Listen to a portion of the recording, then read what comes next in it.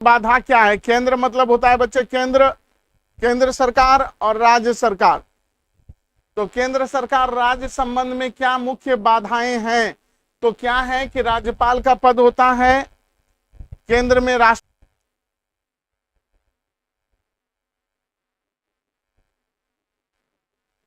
संविधान के किस भाग में मौलिक अधिकार का चर्चा किया गया है? देखिए, नोट करते जाइए, पेन पेपर लेके बैठिए।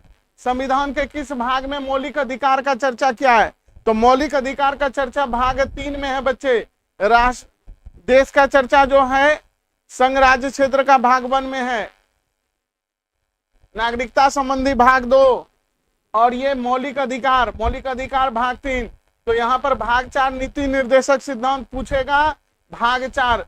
फिलहाल देखिए नीचे हम एक उत्तर दे दिए हैं ताकि आपको कंफ्यूजन ना हो सकता है 1-2 प्रश्न ऊपर नीचे हो सकता है, उसका आप लोग जांच करके मैसेज में डाल दीजिएगा। चलिए, तो भाग 3 जो है बच्चे किससे संबंधित रखता है? मौलिक अधिकार से संबंध रखता है। चलिए अगला, स्टॉकहोम सम्मेलन जो हुआ था बच्चे, स्टॉकहोम एक देश है, वहां सम्मेलन हुआ था। किस बात के लिए हुआ था? तो भाई पर्यावरण से रिलेटेड सम्मेलन था। किससे रिलेटेड है सम्मेलन?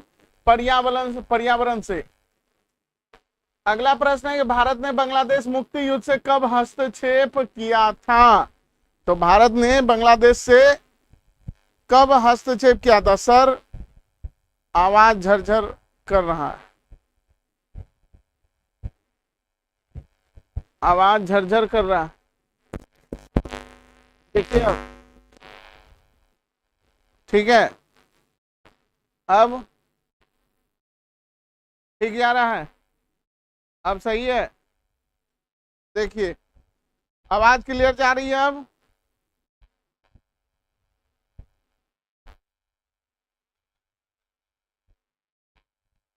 ठीक है, चलिए। तो भारत में बांग्लादेश मुक्ति युद्ध से कब सिग्नेचर हुआ था? तो 1971 में बांग्लादेश का गठन हुआ था बच्चे। तो बांग्लादेश नए राष्ट्र के रूप में उभरा था। चलिए, कुछ प्रश्न है जो पेन पेपर लेके बैठिए, नोट डाउन करते जाना। निम्न में से किस प्रधानमंत्री ने नो फर्स्ट यूज की नीति पर पुनर्विचार किया था? तो यहां प्रश्न कंफ्यूजन वाला है, तो पुनर्विचार पे पूछा गया है। और नो फर्स्ट यूज का जो नीति था, नीति लाया था अटल बिहारी वाजपेयी जी ने। अटल बिहारी वाजपेयी ने लाया था बच्चों।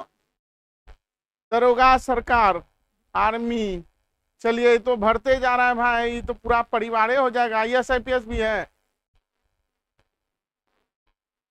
ठीक है, अब सब कुछ तो कहता है कि नो फर्स्ट यूज का नीति, और राजनाथ सिंह ने चर्चा किया था। राजनाथ सिंह चर्चा किया था।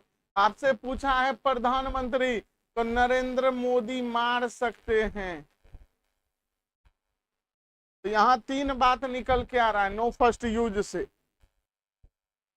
ठीक है,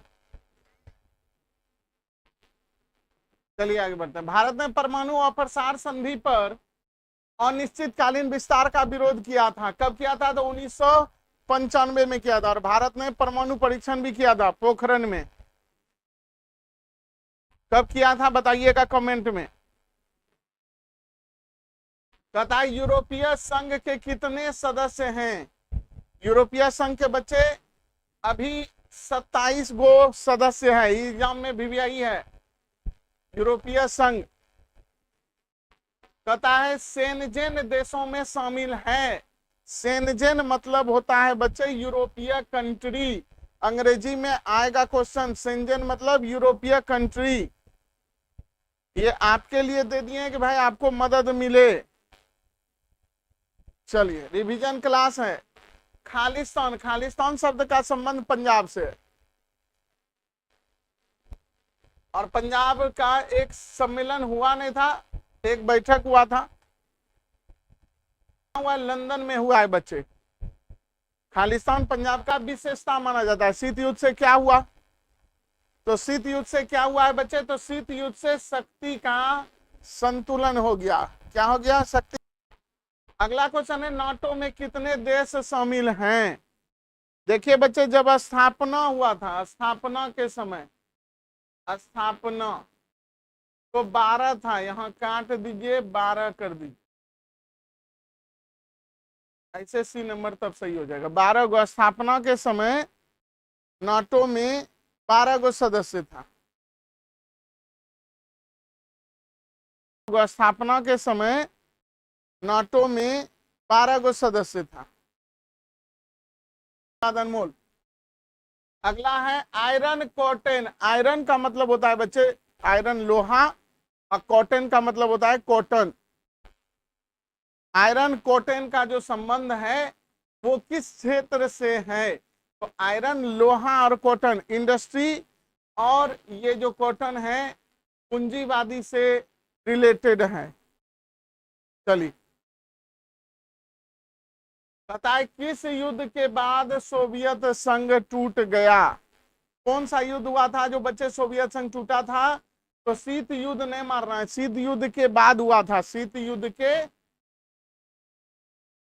के बाद, ये शीतल युद्ध है, देख लीजिए यहाँ आंसर डी सही है, शीत युद्धोत्तर।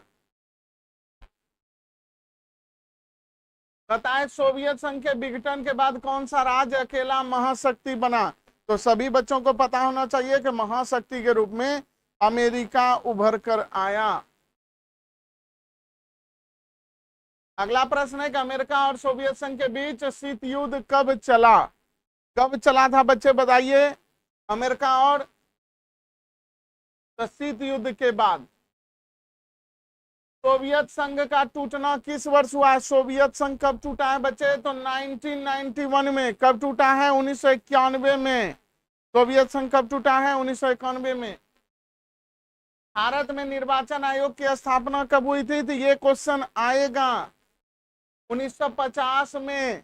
संविधान कब लागू हुआ? 1950 में, 26 जनवरी 1950 में। भारत एक गणतांत्रिक देश बना।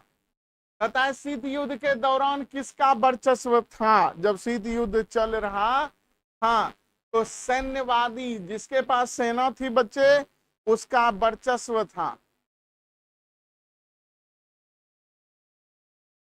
कहता है सोवियत व्यवस्था ने अपनी नीतियां किस नीति के अंतर्गत बनाई?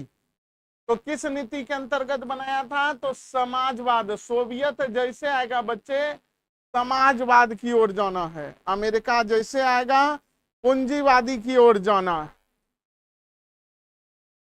सभी को स्पष्ट प्रश्न दिख रहा है? किसी को कोई परेशानी तकलीफ? शीत युद्ध के बाद भारत किस नीति के अनुसरण करने लगा?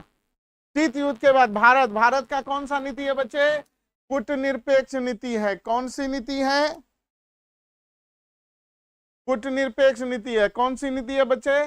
कूटनिरपेक्ष नीति।